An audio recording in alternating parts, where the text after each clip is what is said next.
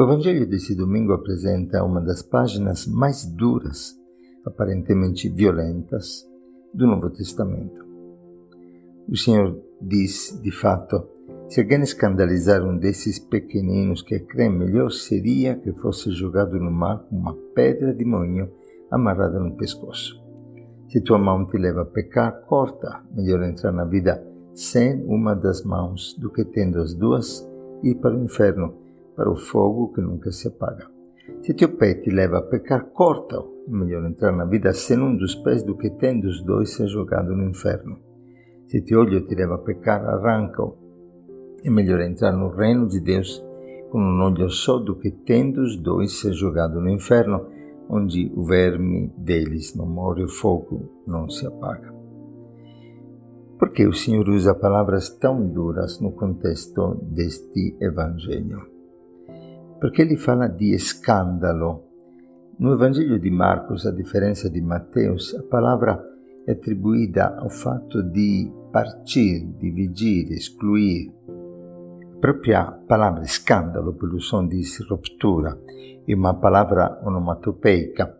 E de fato, no começo do Evangelho, João propõe de proibir a um homem que estava expulsando demônios no nome de Cristo de exercer este ministério, porque não era dos discípulos de Jesus. E esta é a chave de leitura que nos oferece este domingo. Na primeira leitura do livro dos Números, acontece algo muito parecido. Aqui é Josué, e ele na sua juventude, na sua imaturidade, reage, porque duas pessoas que estavam no acampamento, Eldad e Medad, começaram a profetizar, mesmo não pertencendo aos grupos dos 70 anciãos sobre os quais o Senhor fez repousar o Espírito e que tinham sido escolhidos por Moisés. Ele fica ciumento no lugar de Moisés, e Moisés repreende Josué, dizendo: tem ciúmes de mim? Quem dera que todo o povo do Senhor fosse profeta e que o Senhor lhe concedesse o seu Espírito. E, em outras palavras, o que acontece? A palavra nos alerta contra uma tentação da exclusão, de criar partidos, nós e vós. Aqueles que se acham bons e os maus.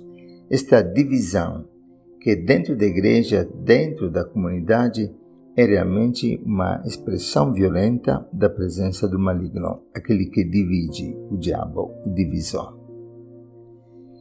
Nós vivemos numa sociedade de profundas exclusões e divisões, uma sociedade profundamente polarizada, uma sociedade que parece ser caracterizada pela capacidade de exclusão, pela capacidade de divisões, no mundo religioso, no mundo cultural, divisões sociais, divisão moral, exclusão de todo tipo. Nós percebemos realmente uma cultura do descarte. Parece que o homem se torne grande na medida que diminui o outro, que repreende o outro, que julga o outro, que exclui o outro da própria cerca. Em Atos 10 é muito forte a intervenção do Espírito Santo na casa de Cornélio, em Cesareia, quando Pedro primeiramente percebe que Deus rompe tantas barreiras religiosas, mostrando aquela toalha cheia de todo tipo de animal. Por 3 vezes Pedro escuta uma voz que diz: mata e come, porque não pode considerar impuro aquilo que Deus purificou. Mas logo depois ele percebe, através de uma visão, que Deus não quer que se considere ninguém como profano ou impuro, não só os alimentos, mas as pessoas.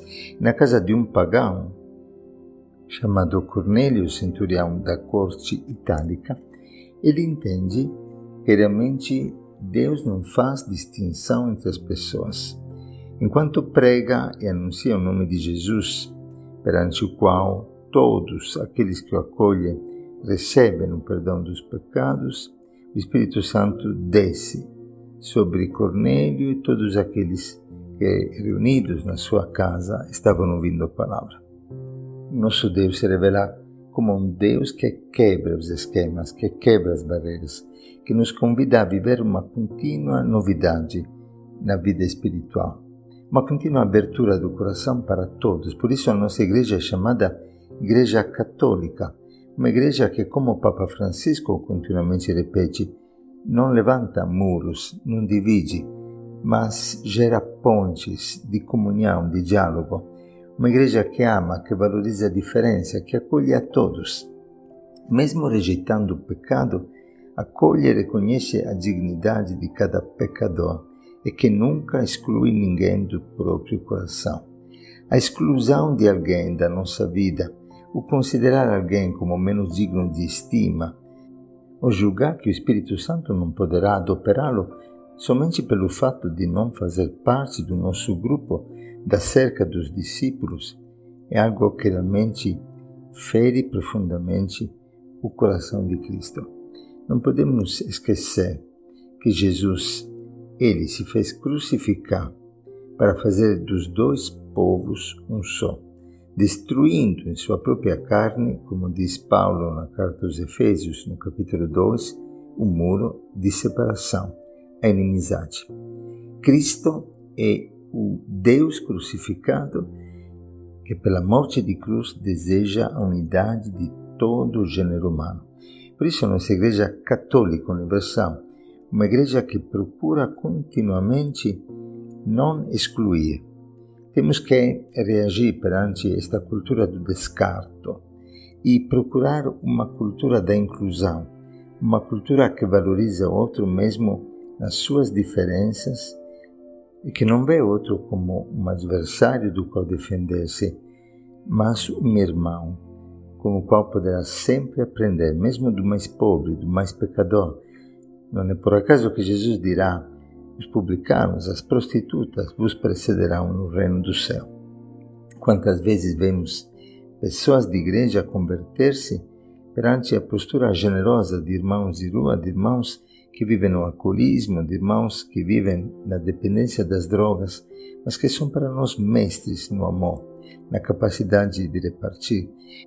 Quantas vezes conheci ricos que, através de um encontro com um mendigo, descobriram que a própria vida estava amarrada numa avareza, numa incapacidade de repartir, e viveram profundas conversões.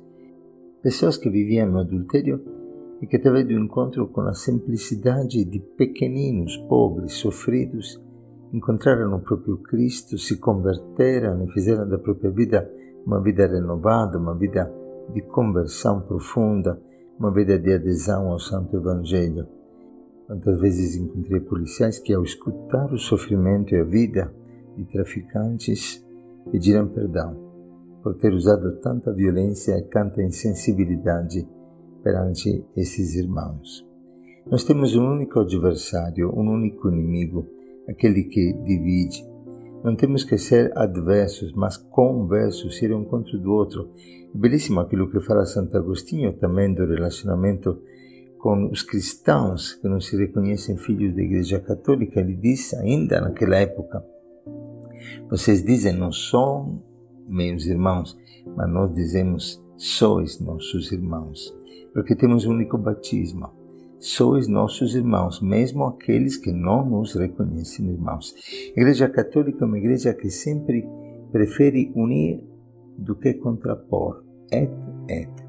E por isso a palavra é muito forte quando diz: mais que cortar um membro do corpo de Cristo, é melhor cortar o teu próprio membro, é melhor cavar o teu olho, do que criar divisão dentro da igreja, exclusão dentro da igreja. Pois está escrito: sede misericordiosos como o Pai é misericordioso. Não julgueis se não sereis julgados, não condeneis se não sereis condenados, perdoem se serão perdoados, dende será dado. E à medida com que nós medimos os outros, seremos medidos. E Deus continuamente se alegra para confundir os nossos princípios, as nossas categorias, os nossos esquemas. O nosso Deus é um Deus que quebra as barreiras, um Deus que continuamente nos surpreende. No entanto, diz Paulo, por exemplo, na primeira carta aos Coríntios, ele escolhe o que é loucura no mundo para desacreditar os sábios, escolheu que fraqueza no mundo para desacreditar os fortes. Ai de quem se sente forte na igreja. Ai de quem exclui alguém.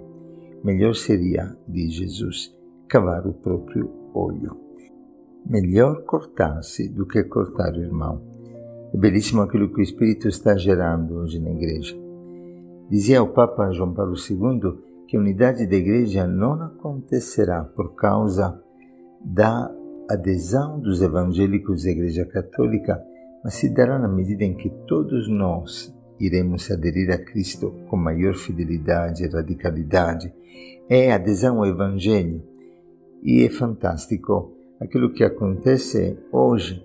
Quantos pastores que estão descobrindo a riqueza da igreja, quantos que eu escutei pedindo perdão por ter julgado a Igreja Católica que não conhecia, quantos que quiseram aprender conosco, por exemplo, algumas novas formas de evangelização, e quanto nós podemos aprender deles e aprendemos dele, e podemos beber cada um na fonte do outro, numa riqueza que supera a todos, pois Cristo deseja ser tudo em todos. Aquilo que Deus suscita, por exemplo, em tantos movimentos hoje, movimento dos focolares, movimento da renovação carismática, no movimento que nós, por exemplo, acompanhamos da Rede pelo Bem, que une católicos, evangélicos, homens do bem para defender os valores comuns da família, da vida e da justiça, contra todo tipo de polarização, contra todo tipo de divisão partidária. Precisamos procurar construir juntos uma nação alicerçada nos valores, que são valores autênticos das pessoas do bem, das pessoas de boa vontade. Glória a Deus no alto do céu, cantaram os anjos o nascimento de Cristo. É paz na terra para os homens que Ele ama. Ele ama todos e de todos sempre poderemos aprender. Que bonito tornar-se eternos aprendizes, homens e mulheres que desejam converter-se a cada dia, crescendo sempre no amor e não numa cultura da exclusão e do descarte que caracteriza a nossa sociedade.